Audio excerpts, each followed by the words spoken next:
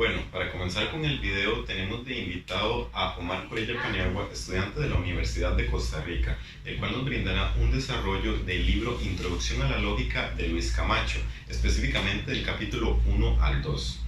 Capítulo 1, razonamiento, pensamiento, lenguaje y deducción.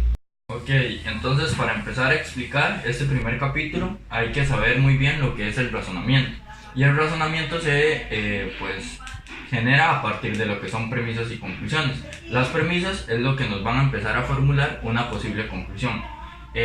También es importante tener en cuenta lo que es el lenguaje natural, que el lenguaje natural es lo que nos enseñan nuestros padres y la escuela. Un ejemplo de esto es el idioma.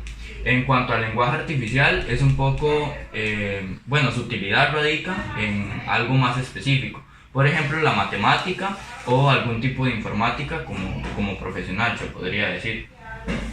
También tenemos lo que es la diferencia entre las proposiciones y las oraciones. Estas se diferencian a partir de lo que sea la falsedad o la verdad.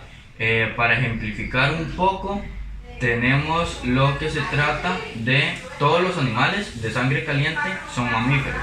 Todas las arañas son animales de sangre caliente. Por tanto, todas las arañas son mamíferos. En cuanto a este ejemplo, es un ejemplo de proposiciones falsas, pero estamos teniendo una conclusión a partir de estas proposiciones. Sin embargo, si las premisas se consideran verdaderas, pues por ende la conclusión que vamos a tener va a ser verdadera. Por otra parte, podríamos hablar un poco del término lógico, que es más que todo una inferencia, y lo podemos determinar con un ejemplo que es de algún tipo de teoría. Por ejemplo, si el autor nos dice que dentro de 2 días lloverá en su teoría y pues estos hechos acontecen, pues se podría catalogar como que la teoría es verdadera. En cuanto a lo que son las proposiciones analíticas, se basan más que todo en lo que se trata de que el predicado está contenido en el sujeto. Y las sintéticas, pues es todo lo contrario, el predicado no se contiene en el sujeto. Ok, para hablar un poco acerca de las proposiciones sintéticas, podríamos decir que la sintética no incluye el sujeto en el predicado. La analítica, por el contrario, pues sí lo incluye.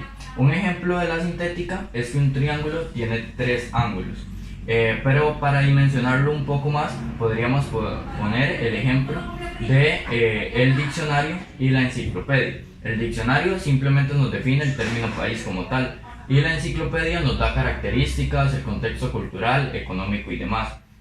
Después de esto pasamos a lo que son las proposiciones a priori y proposiciones a posteriori. Las a priori es de antemano, o sea, apela a la experiencia. Podríamos basarlo en lo que se trata de mujeres solteras no están casadas.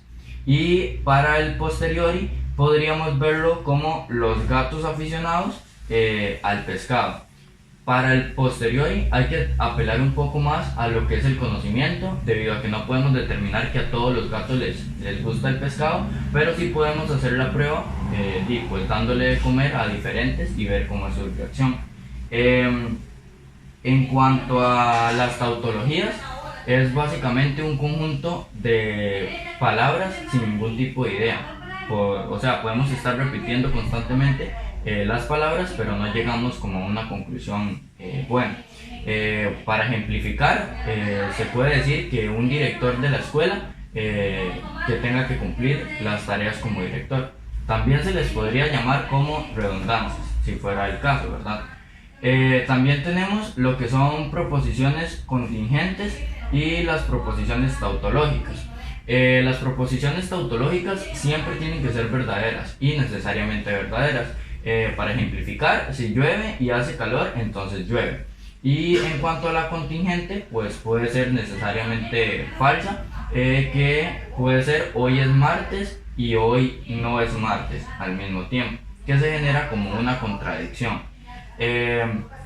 Para finalizar, podemos decir que las proposiciones analíticas son verdaderas a priori, y tautológicas y necesariamente verdaderas. Las proposiciones lógicamente verdaderas son necesariamente verdaderas. Las proposiciones sintéticas verdadera a posteriori son contingentes verdaderas y proposiciones contra son necesariamente falsas. Y por último, las proposiciones lógicamente falsas van a ser necesariamente falsas. Bueno, ahora continuaremos con un subtema que trata de la extensión e intención. Y bueno, para empezarlo a definir, podríamos decir que es un conjunto de objetivos que se mencionan en el término. Vamos a empezar con lo que es la extensión, que se puede englobar en cuanto a lo que se trata de notación. Y son ese conjunto de seres, personajes que el término puede designar. En cuanto a la intención, se puede englobar a la connotación y son las características que asociamos con el término. Por ejemplo, podemos decir el término de agua, que es H2O, y también los astros, que son como los 4 elementos que tenemos. También la extensión o denotación se puede nombrar a partir del ejemplo de la silla, pero aquí se conoce como el objeto físicamente existente o por existir. Y la intención son las características que tiene esta silla, ya sea de un material de metal, que sea de madera, que sea ancho y que sirve para sentarse. También entre los subtemas que tenemos podríamos decirlo de la connotación subjetiva, que es un mundo privado, un grupo específico. Por ejemplo, los adultos con los niños, cuando se refieren a un perro, los niños generan lo que es un tipo de gesticulación diciendo wow, y el adulto interpreta que este es el perro. También tenemos la connotación objetiva, características distintivas del término según el mundo, o sea, según el mundo de conocimiento que pues la persona tenga. Por ejemplo, la luz, que es lo que tradicionalmente conocemos y conocemos a cuánta velocidad pues se emite. Y por último cerramos con lo que es la connotación convencional, que son las notas acerca de un término de uso ordinario. Finalizado el capítulo 1, ahora abordaremos el capítulo 2, el cual trata de falacias. Ok, para empezar con lo que son falacias, vamos a tratar de abordar lo que es la noción de falacia primeramente, que es un razonamiento incorrecto o inválido, pero que parece ser válido. También las subdivisiones pueden ser en falacias formales o no formales. Las formales es un razonamiento formulado y que se apega a las reglas establecidas. Y las no formales es un lenguaje de uso ordinario o el que hablamos tradicionalmente. Tenemos las falacias de antingencia, que se dividen en falacias de conclusión intangente, que es básicamente el razonamiento que se orienta hacia una conclusión para probar otra diferente. Tenemos también las falacias personales, que básicamente van dirigidas a la persona y que obviamente hacen alusión a ellos y no a la razón. Por ejemplo, creo que hoy va a llover y le responden no lo creo porque usted siempre miente. Tenemos la otra, que es la ofensiva, que se le denomina ad hominem, que es dirigida a la persona, y la circunstancial, que primero se hace un insulto por escrito y después se lanza a la persona posteriormente.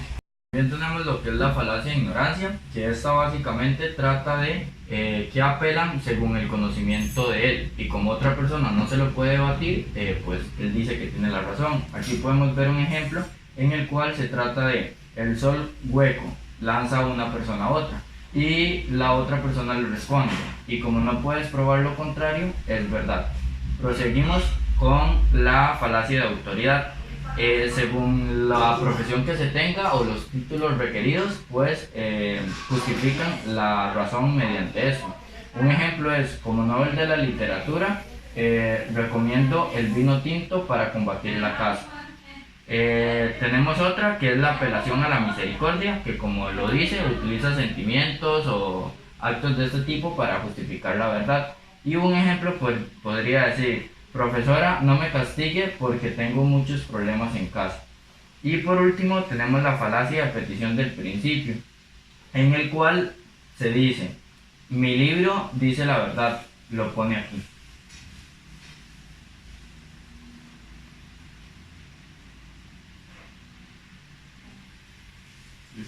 Así concluimos nuestra entrevista al compañero Omar Corella, el cual nos ilustró un poco sobre el tema de introducción a la lógica de Luis Camacho. Muchas gracias.